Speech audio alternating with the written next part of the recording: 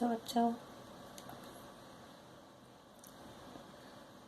कक्षा 11वीं हिंदी आरोह भाग 1 पाठ 5 घर की याद। कवि है भवानी प्रसाद मिश्र। काव्यांश भाग 3। आज हम भाग 3 की व्याख्या व शब्दार्थ है इन पंक्तियों के माध्यम से करेंगे।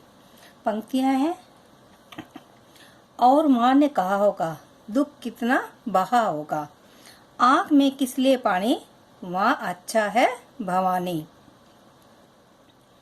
वह तुम्हारा मन समझकर और अपनापन समझकर गया है सो ठीक ही है, यह तुम्हारी लीक ही है। पाँव जो पीछे हटाता कोख को मेरी लजाता, इस तरह हो न कच्चे रो पड़ेंगे और बच्चे। पिताजी ने कहा होगा हाय कितना सहा होगा, कहाँ मैं रोता कहाँ हूँ, धीर में खोता कहाँ हूँ। हे सजीले हरे सावन, हे कि मेरे पुण्य पावन, तुम बरस लो वे न बरसे, पांचवे को वे न तरसे। मैं मजे में हूँ सही है, घर नहीं हूँ बस यही है, किंतु यह बस बड़ा बस है, इसी बस से सब विरस है। पंक्तियां हैं, इनका शब्दार्थ इस प्रकार है। लीक रास्ता यानी परंपरा, लजाता यानी लज्जित करता, कच्चे यानी कमजोर, धीर यानी धैर्य, सजीला यानी आकर्षक और सुंदर, पुण्य पवित्र या मंगलदायक, बस यानी केवल बेबसी। दो अर्थ निकल रहे हैं इसके। विरस यानी रसहीन। इस काव्यांश में कवि की माँ उसके पिताजी को हृदय को दृढ़ करने के एवं धैर्य धारण करने के लिए समझा रही है।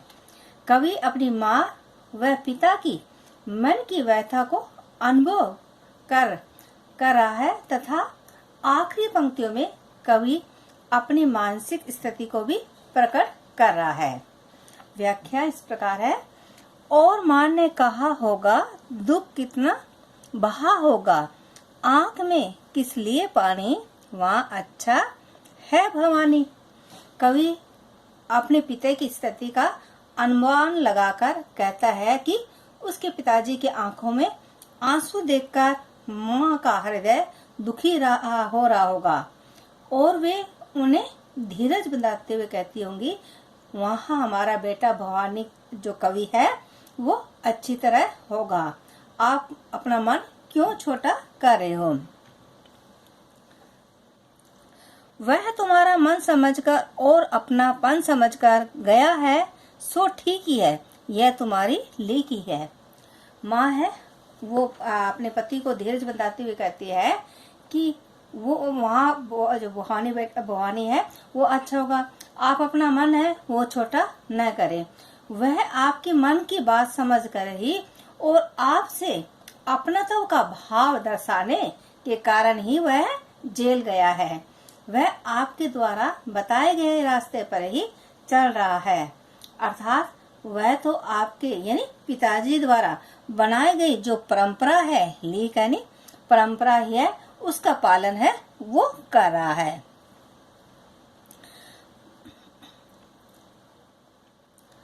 पाँव जो पीछे हटाता को मेरी लजाता, यानी माँ है वो कहती है इस तरह हो न कच्चे रो पड़ेंगे बाकी बच्चे।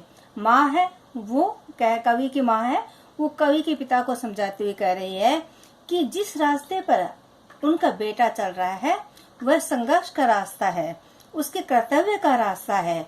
यदि वह उस पर चलने से अपने पांव पीछे हटा लेता तो इससे मेरी कोख ही लज्जित हो जाती, अर्थात वह देश के प्रति कर्तव्य से मुंह मोड़ लेता तो उसकी वीर जो जननी को ही लज्जा आती। ऐसे समय पर तुम अपनी आंखों में आंसू बहाकर उसे कायर मत बनाओ। माँ पिताजी को हिम्मत देते हुए कहती है कि आप मन को कमजोर न करो, आप धैर्य बनाए रखो, और अन्यथा अन्य बच्चों का जो साहस है वो भी टूट जाएगा, वो भी रो पड़ेंगे।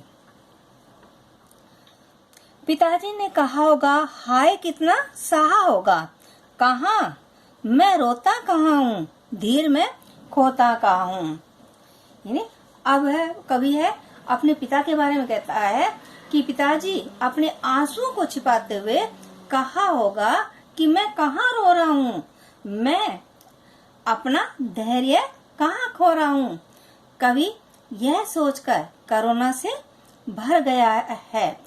अपने हृदय में वेदना छिपाना उनके लिए कितना मुश्किल हो रहा होगा। वे अंदर ही अंदर कितने दुखी हो रहे होंगे। हे सजिले हरे सावन, हे कि मेरे पुण्य पावन, तुम बरस लो वे न बरसे, पांचवे को वे न तरसे। मैं मजे में हूँ सही है, घर नहीं हूँ बस यही है, किंतु यह बस बड़ा बस है, इसी बस से सब विरस है। कवि है सावन को संबोधित करते हुए कहता है कि हे सुंदर आकर्षक सावन, आकर्षक वह लोगों को खुशियां प्रदान करने वाले सावन, हे शुभ व जन का मंगल करने वाले सावन, तुम अवश्य बरसो। तुम्हारे बरसने से जगत का कल्याण होता है, लेकिन मेरे पिताजी की आंखों को न बरसने दो।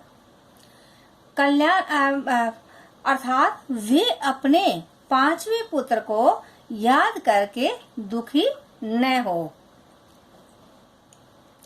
कवि को सावन का बरसना अच्छा लगता है, लेकिन उनके पिता के आंखों से आंसुओं का बरसना अच्छा नहीं लगता। कवि आगे कहता है कि मेरा संदेश देते हुए उन्हें कहना कि मैं यहाँ पर बहुत आनंद में हूँ, सुख से रह रहा हूँ, बस कमी तो इस बात की है कि मैं बस घर में नहीं हूँ। कवि के बस कहने में ही उसका दर्द है, वो छिपा हुआ है। कवि स्वयं को ही संबोधित करते हुए कहता है कि मैंने उन्हें धीरज बंधाने के लिए तो यह कह दिया कि बस घर में नहीं हूँ, परंतु घर से अलग होकर रहना बहुत कठिन है। इसी दुख से मेरा जीवन दुखी है। मैं वियोग भुगत रहा हूँ जो नीरस है और नरक के समान है। काव्य सौंदर्य इन पंक्तियों का समान शैली व प्रश्न शैली के कारण काव्य है वह प्रभावी तथा सजीव हो गया है। छंद मुक्त कविता सरल व सरस बन पड़ी है।